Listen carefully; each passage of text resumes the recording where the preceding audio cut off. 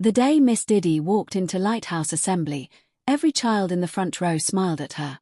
Every adult clapped. Only one person in that entire church felt something cold move through her chest, and nobody listened to her. That person was Mercy, the house help. And by the time anyone believed her, 3 children had already eaten the biscuit. Sharon had been praying for a miracle for 6 months. Not the quiet kind of prayer. The loud kind, the kind where you kneel until your knees hurt, where you cry until your throat burns, where you name and claim and declare and decree. She wanted her business to grow. She wanted her children in the best schools. She wanted the kind of life her neighbors could see from the road. She was not a bad woman. She was just hungry. And hungry people sometimes open doors they should leave shut. Her husband, David, was a calm man. An engineer. He believed in God the way he believed in mathematics, steady, logical, without drama. He loved his wife, loved their 2 children, and trusted that life would work itself out if you worked hard and stayed honest.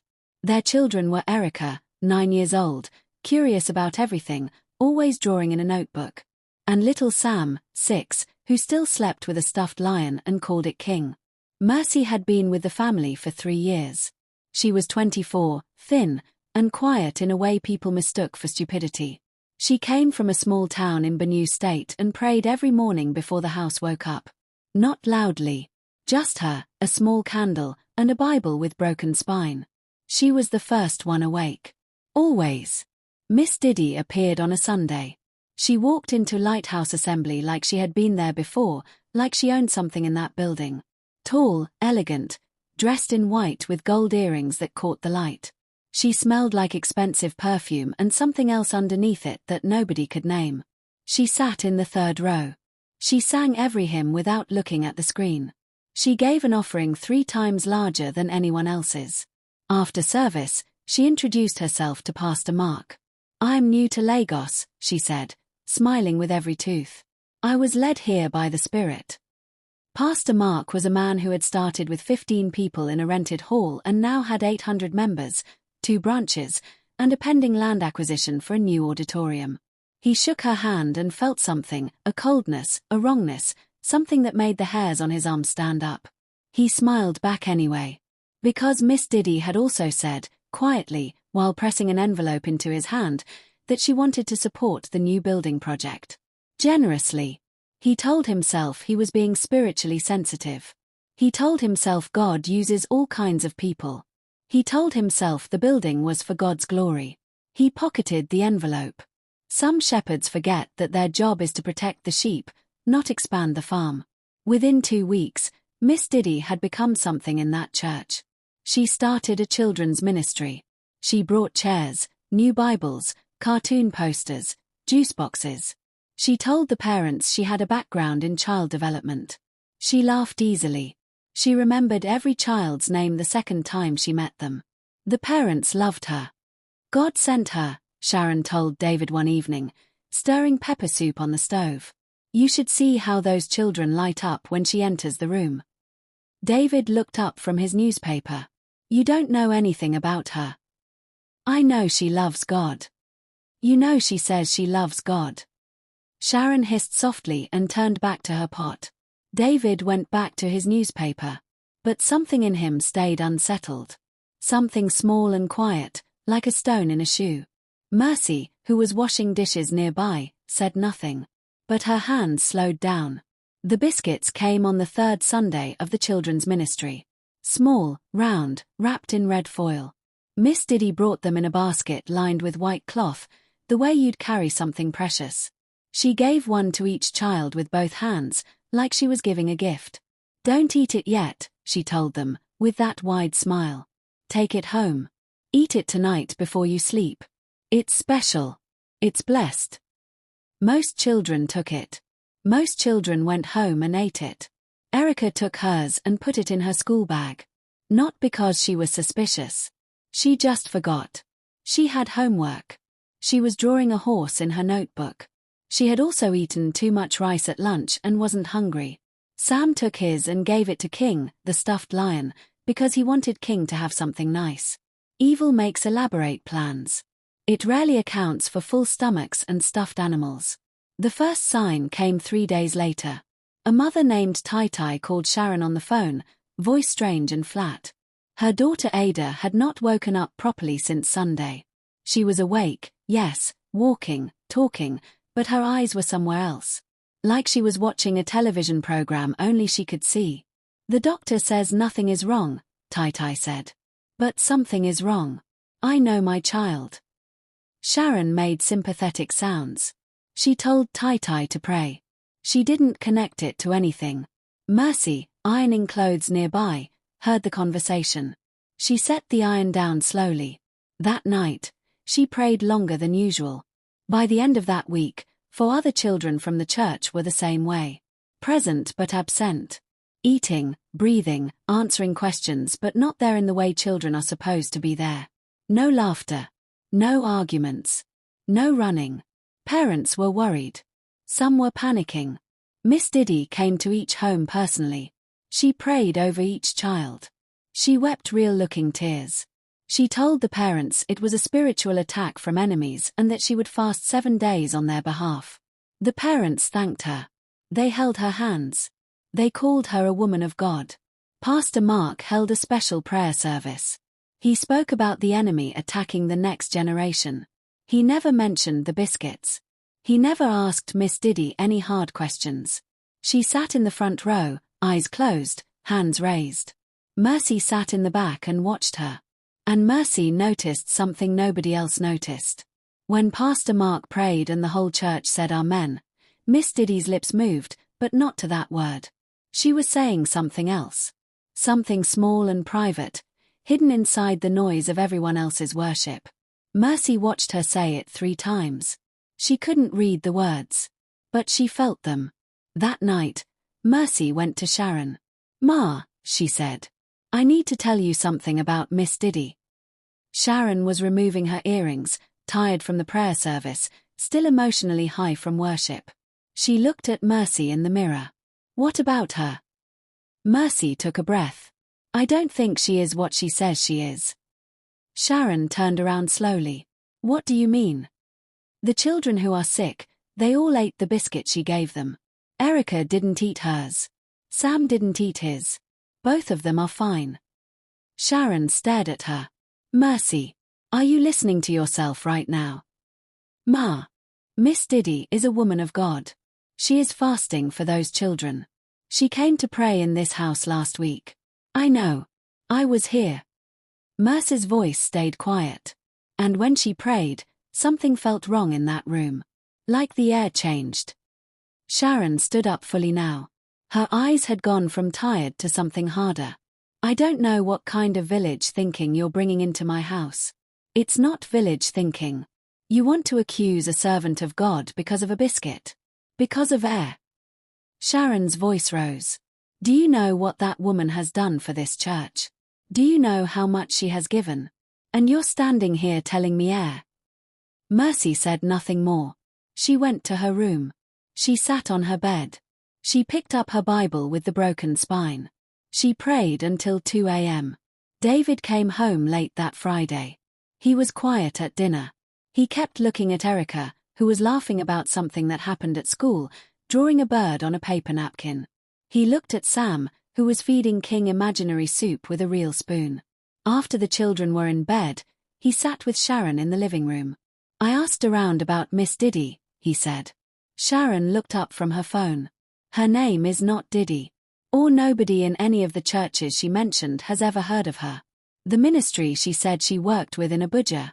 I called. They said no one by that description worked there. Ever." Sharon's face did something complicated.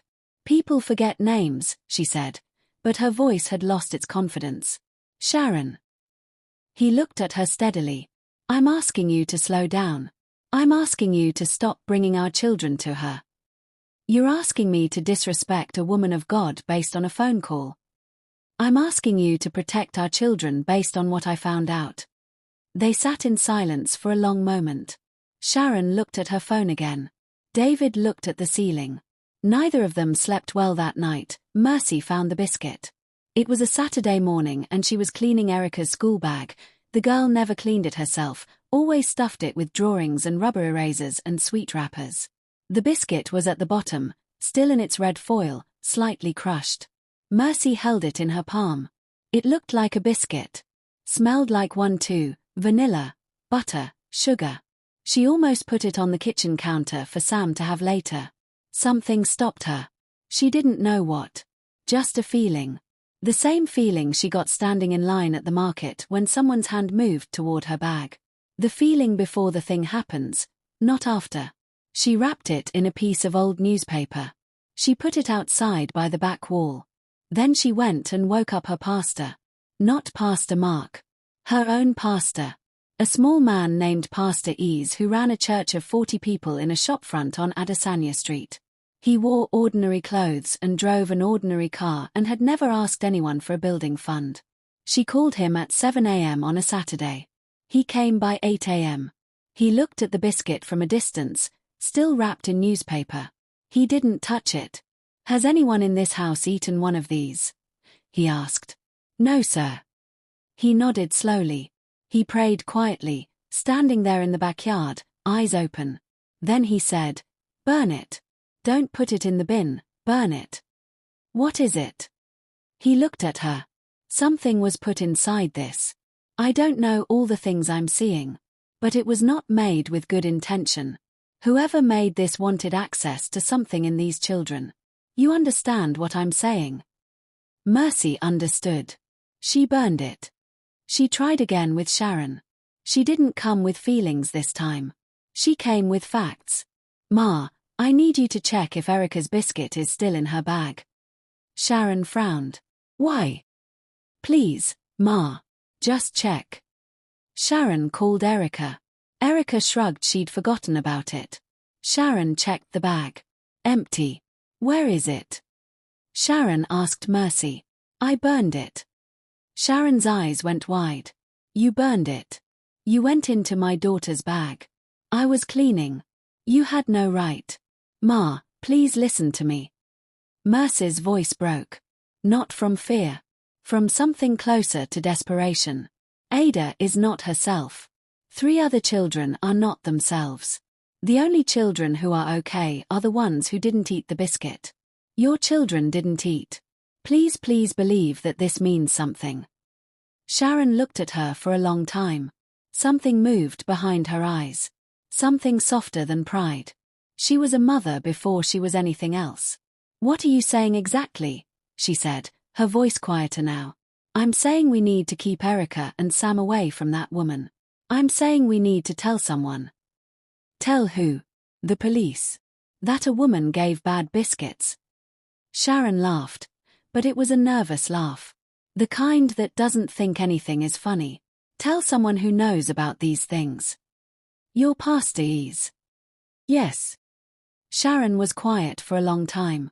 Then she said, "Let me talk to David." David didn't need convincing. He had already been building a picture in his mind, the disconnected children, the fake references, the money handed to Pastor Mark, the way Miss Diddy always positioned herself between the children and their parents during church events. Small things. The kind of things that only look like a picture when you step back. He called Pastor Mark directly. "I want to talk about Miss Diddy," he said. There was a pause on the line. A short pause, but David caught it. "She's a wonderful woman," Pastor Mark said. "Very dedicated. Do you know who she actually is?" Another pause. Longer. "David, I understand you have concerns." "Pastor." David's voice was even and flat. "Did you do any verification before you gave her access to the children's ministry?"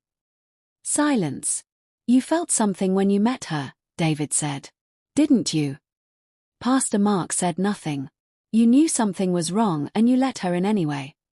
The phone call ended shortly after. Pastor Mark said he would look into it. He said it in the voice of a man who knows he already looked away from something he should have faced. David put the phone down and stared at the wall. Miss Diddy came to their house the following Tuesday. Sharon had not called her. Nobody had called her. She simply arrived, a knock at the gate, that wide smile, a small gift bag in one hand. She said she was visiting all the church families this week. She said she wanted to pray for everyone personally. Mercy opened the gate and felt it immediately, that cold shift, like the temperature in the air dropped 2 degrees. She let her in because you cannot refuse a guest at the gate in a Nigerian home without a reason. But she went straight to David's study and told him. He came downstairs. "Good evening," he said to Miss Diddy, who was already seated in the living room, chatting with Sharon like an old friend. "David." She stood with that smile. "God bless you. I was just telling your wife." "Where are you from?" he asked. Directly. No warmth. Her smile held. "Edo State. But I've lived in." "What is your full name?" A tiny pause. Like a clock skipping a tick. "Adiz Nwosu. But everyone calls me." "Where did you do your ministry training?" Sharon was staring at David now, uncomfortable. Miss Diddy tilted her head, still smiling, but the smile had changed shape. It had gone from warm to patient. The way a cat looks at something that's about to stop moving. "I studied under Bishop." "We checked," David said. "The ministry doesn't know you." The room went very quiet. From upstairs came the distant sound of Erica singing to herself. Sam's small feet running across the floor. Miss Diddy looked at David. Her eyes did something then, something that Sharon would describe later as like a curtain dropping. The softness left. What was underneath was not soft. "You're a suspicious man," she said, pleasantly. "I'm a father," he said. She looked at him for 3 seconds. Then she stood, picked up her bag, and said she would come back another time. She walked to the door. Mercy was standing in the hallway. Their eyes met. Miss Diddy stopped walking. "You," she said softly, looking at Mercy. Mercy held her gaze. Something passed between them, not words, not threats. Something older than both of them. A recognition. The way 2 people in a crowded room sometimes look at each other and know, without speaking, that they understand exactly what is happening. Miss Diddy walked out. The gate closed. David exhaled. Sharon sat down hard on the sofa like her legs had been borrowed and just returned. Mercy went back to the kitchen. Her hands were shaking slightly, but her face was calm. She put the kettle on. The revelation came from a woman named Grace. She was a trader who had moved to Lagos from Anambra 6 months ago. She attended Lighthouse Assembly. Her daughter was one of the children who'd eaten the biscuit and gone distant. She had been quiet for weeks. Watching. Praying. Making calls back home. She came to Sharon on a Thursday morning, sat at the kitchen table, and placed her phone down between them. "I sent Miss Diddy's photo to my uncle in the village," Grace said. Her voice was very controlled, the voice of someone carrying something heavy. He recognized her. Sharon looked at the phone. Her real name is not Adiz. In Anambra, they know her as Mama Nkechi. She moves from city to city. She finds a church, she wins the pastor's trust, she targets the children. Grace's hands were flat on the table, pressing down. She was chased out of a church in Port Harcourt 2 years ago. Before that, Ibadan. My uncle said the children she reaches, she stopped. Collected herself. They lose something. Not their minds. Not their bodies. Something else. Sharon sat very still. "My daughter," Grace whispered. "My daughter was happy. She used to sing. She doesn't sing anymore. She just sits."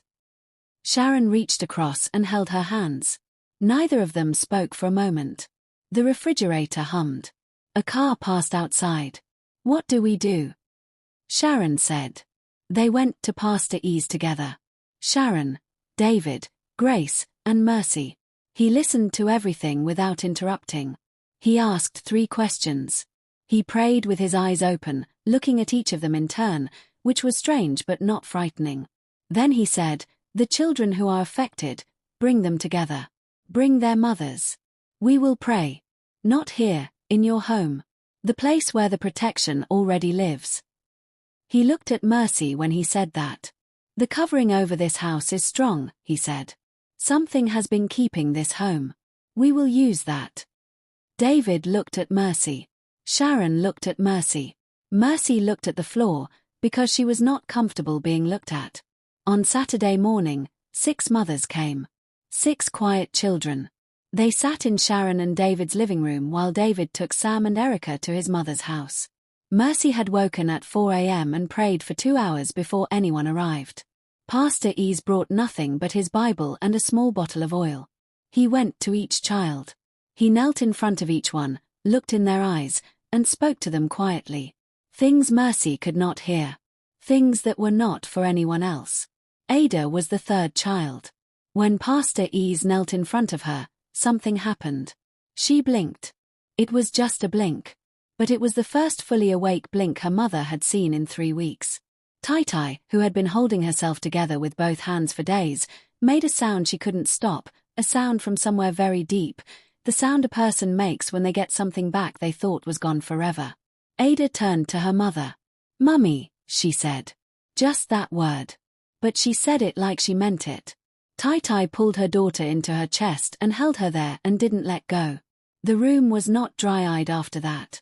By the time they were done, 4 of the 6 children were themselves again. The other 2 would come back gradually, Pastor Ease said. Give them a week, keep them close, let them feel safe. No more church events for now.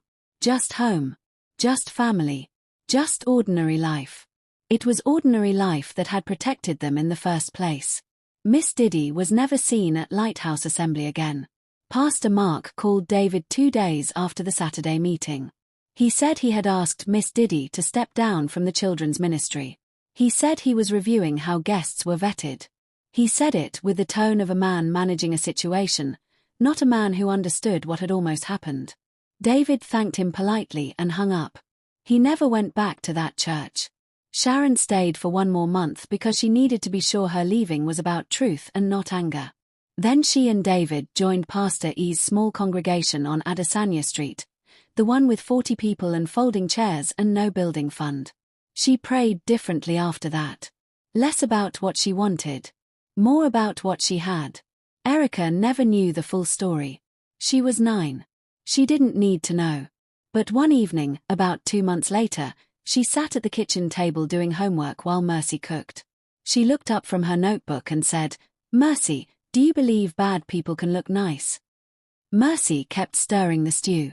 "Yes," she said. Erica chewed her pencil. "How do you know the difference?" Mercy was quiet for a moment. Then she said, "You pay attention. Not to what they say. To how you feel inside when you're around them. Your inside knows things before your head does." Erica nodded slowly. She wrote something in her notebook, not her homework, something else. Then she went back to her sums. Mercy looked at her for a second. This small girl with her drawings and her full stomach and her forgetfulness.